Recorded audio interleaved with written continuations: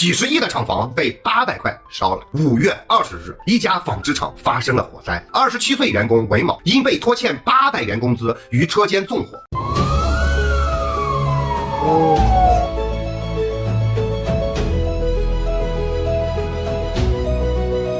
这事件多的是你看不见的深渊。这样说的企业没有一点问题，你们讲什么都是对的，别人说什么都是造谣。造谣的名字说来听听，只是说多名造谣者。火不是他放的，人就该放出来。搞错了，根本不是人放的，这是意外灾害。小伙子放出来没有？实际上是欠发了810，所以不实。其实那个小伙子不是为了那800块啊，仔细看一下到底是多少。还是有人注意到了867，保险公司你们是想方设法让我赔钱。800块啊，就是大概台币3329。当然我们就不用精确到后面几位了。他可能是跟老板一言不合就去纵火吗？肯定不是。距离5月23号纵火，这中间隔了9天。现在的员工可以去信访吗？不行吧，都被挡在门外，根本就没有人在听。他要是拿个相机去录影呢？不行哦，他又变成了一个寻衅滋事。他要是发上热搜呢？就跟刚刚一样，造谣说他精神有问题。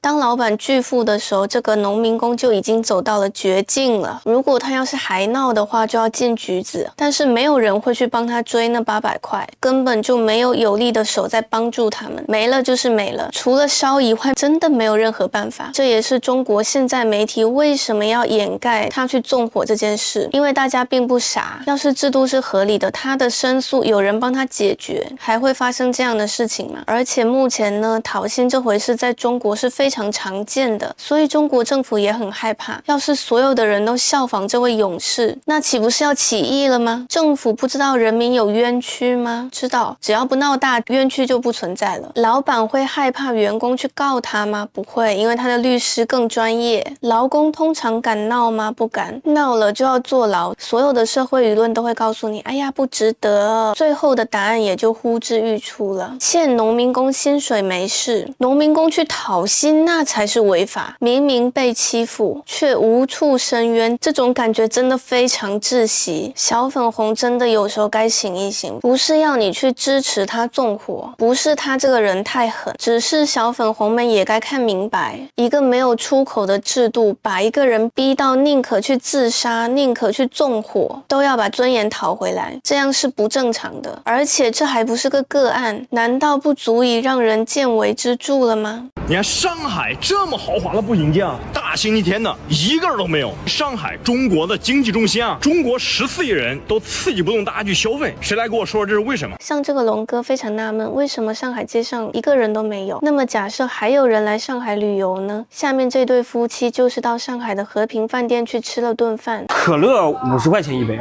对，什么可乐？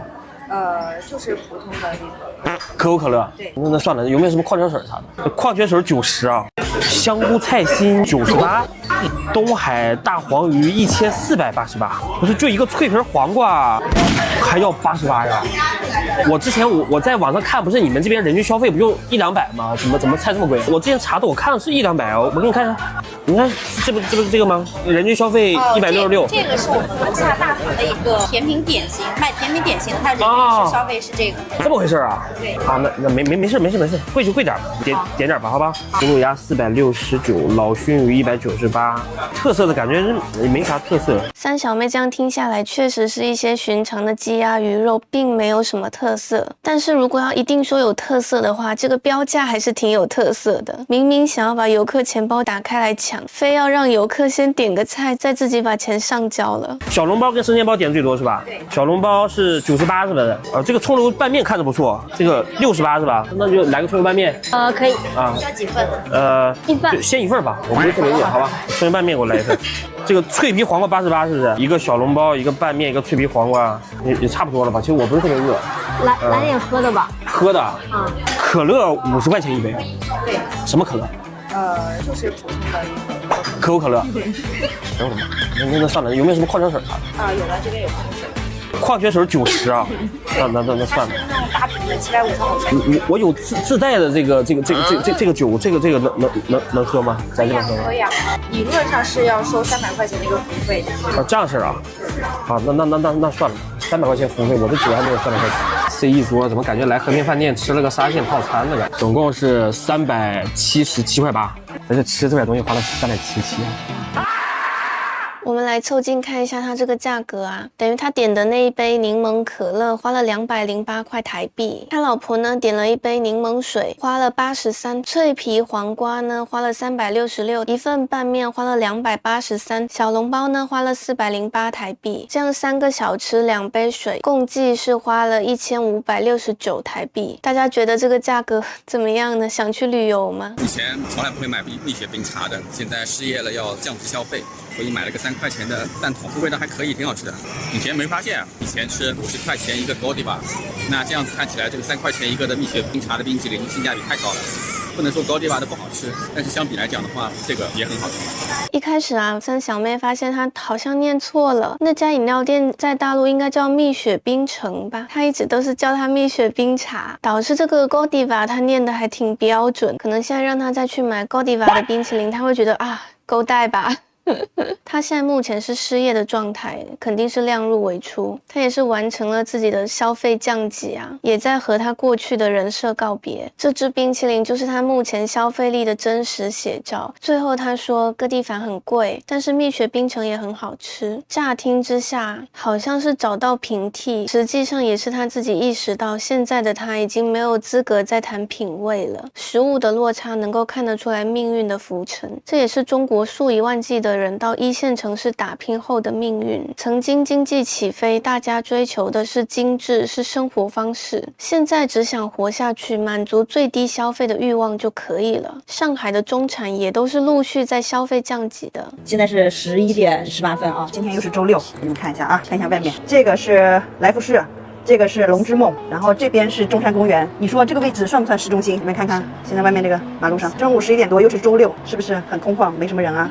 出门都要花钱，所以平时也就不出来了。我想告诉你们，上海现在呢离谱的情况啊，就是上海的中产阶级，在市中心2套房，在澳大利亚还有2套房啊，就这样的一个中产阶级，没结婚没生小孩，他消费降级到什么程度啊？我朋友前2天跟我一起逛这个商场，他跟我说，现在的他超过30块的东西他就不会买，他带我去了 H&M， 他换季的衣服打折嘛，就一件内搭30块。他说你懂了吧？现在就是有很多30块的东西，而且他说抖音上面也有很多很便宜的衣服，而且质量都非常好。确实有蛮多的人，他们的资产呢，在国外，就像影片里面说到的这样，他这样的行为更像是在大环境下自保，更像是一种社会自我防御。表面上看，他和那些失业的人一样是消费降级没错，但实际上他的工作并没有丢。为什么他还是降了呢？国外的房产没有贬值，他也不需要支出太多的东西。上面也说了，他们是无子女家庭，2份收入，再怎么样他们依然是可以买超过30以上的东西的，不一定是买不起贵的，是怕被看见再买贵的。你想啊，4套房的人30块钱以上的消费都要回避，他更像是对于一个大环境的恐惧，不知道未来还会发生什么，害怕枪打出头鸟，太高调了就变成了韭菜的灯塔，瞬间就被割掉了。明明资产还算得上富足，却不相信未来了，于是呢只好在人生可控的范围内找安全感，穿30块的衣服，看拼多多的直播，自我压价，自我麻痹。由此可见啊，在中国大陆中产的幻觉已经破灭了，大家都非常担心自己的未来。这种情况下的消费降级，实际上是对中国的整个大环境已经失去信心了。不是他现在很穷，4套房在那呢，而是怕未来突然变穷，怕突然的跌到谷底。现在中国的中产内核已经不稳了，里面全都塞满了对大环境的恐惧，大家都很怕养老金不靠谱，生病了没人救，维权时没人理，政策又变来变去，大家都看不到一个有保障的医疗系统，猜测不到10几年后、20年后的退休生活会是怎样，也根本就没有任何为纳税人发声的通道，都是一言堂。所以就算中产的还有钱，他们也会让自己不要活得像个富人，该不要的就不要，命最重要。他们追求的不是便宜，而是那种便宜的物价所带来的安心，也是挺不容易的啊。北上广深4大1线城市竟然集体不消费了，花钱如呼吸一样简单的上海，11月社会消费品零售总额同比下降了13.5%，北京呢同比下降了14%。不要说你现在的工资在降低，即使你现在的工资在增加，也不敢消费。好啦，本期的影片就到这边。人生路漫漫，三妹来相伴，记得帮三小妹订阅、按赞、分享、开启小铃铛。我们下期再见。